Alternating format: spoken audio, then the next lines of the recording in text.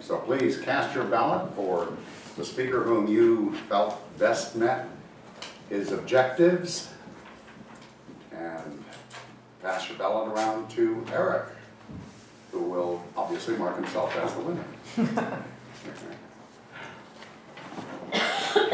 That's right. I assigned David as the auditing committee.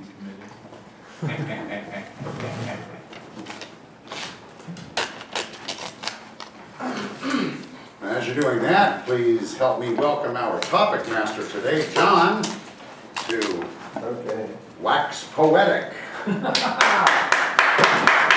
Thank you. Our topic today is poetry, so I will ask Kanda to come up to the stage. Where did he go? He disappeared. It's a good thing that I put on my glasses. Okay, Kanda's not here. I will ask Ken to come up to the stage, please. Ken, don't forget to use the word lyric, and let me read this poem to you really quickly. Everybody tells me everything. It's by Ogden Nash. I find it very difficult to enthuse over the current news. Just when you think that at least the outlook is so black that it can grow no blacker, it worsens. And that is why I do not like the news, because there has never been an era when so many things were going so right for many of the wrong persons. So, do you watch the news, and do you like watching it? Thank you, Mr. Topic Master. Fellow Toastmasters, do I watch the news, and do I like watching it? Well, yes, I do watch it, and sometimes I like it, and sometimes I don't. Once in a while, they do show good news. The problem is, good news doesn't sell. Many people have tried to publish papers of nothing but good news, and no one subscribes, or not enough to support the papers. People want to know what's bad. I guess maybe it makes them feel better about their own lives if they can see how bad it is for others. I don't know. Of course, we know that the standoff is over. The guy was blown away who had the little 6-year-old kid held hostage. They took from the school bus after killing the bus driver who was trying to protect the children. I don't know how to work lyric into this. This is not poetic talk, so I guess I just did. I like to know what's going on. And that's one of the things we recommend in Toastmasters, because you're going to be called upon to come up during table topics for impromptu speaking, as well as to give prepared speeches, and it helps to be abreast of current affairs in order to talk, as some people in this room do, intelligently. Mr. Topic. All right, I'd like to ask Kanda to come up to the stage. This is from a song by Tom Lehrer called When You Are Old and Gray.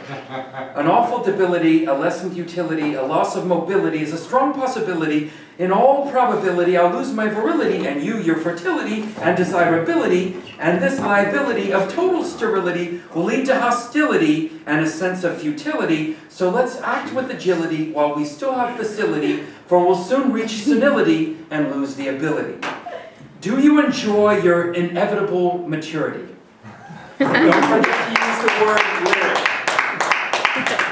I enjoy, repeat that last sentence. Inevitable maturity. My inevitable maturity. Gosh, I really, thank you, Mr. Topic Master. I really do look forward to finally becoming a grown-up and becoming mature. I look in the mirror and I see this guy with gray hair and says, gosh, he looks like he grew up, but I really don't know when he will actually grow up.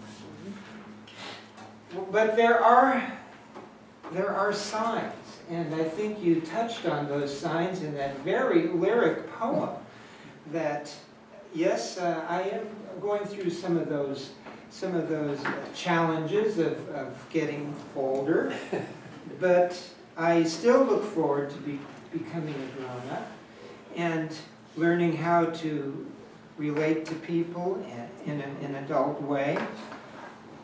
But I do realize when I look at my sons and even my grandchildren that, well, I am more mature, at least physically, than they are.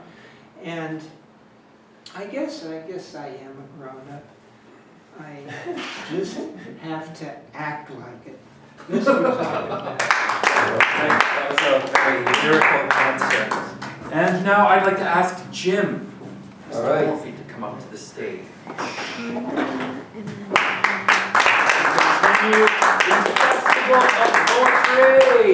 Jim, don't forget to use the word lyric. A Word to Husbands by Ogden Nash. To keep your marriage brimming with love in the loving cup, whenever you're wrong, admit it. Whenever you're right, shut up. How hard is it for you to keep quiet when you know you're right? Oh, man. Fellow Toastmasters, endless lyrics have been written on this topic. Husband and wife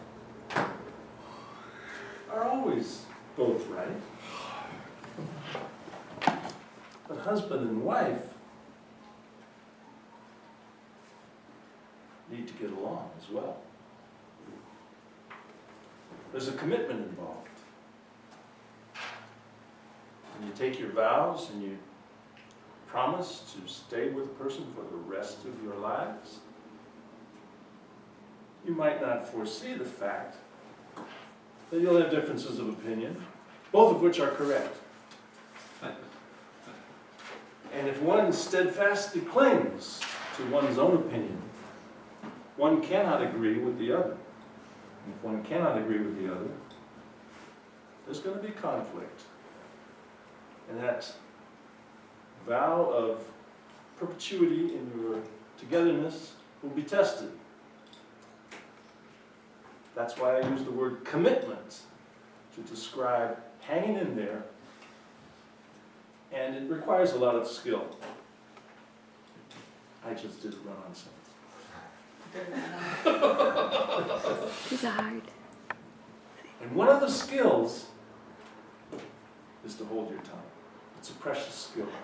Throughout history, it's been utilized to keep the peace among nations, couples, gangs.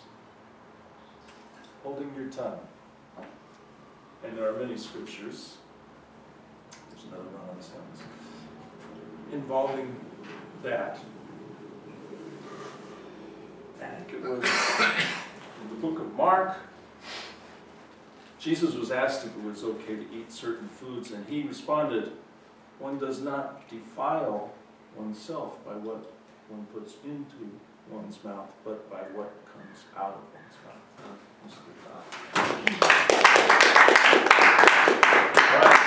All right, Come on up. Oh my gosh. All right. That's a hard one to follow. He's had a good one. Don't forget to use the word lyric. Oops. I do not know what it is about you that closes and opens. Only something in me understands the voice of your eyes is deeper than all roses. Nobody, not even the rain, has such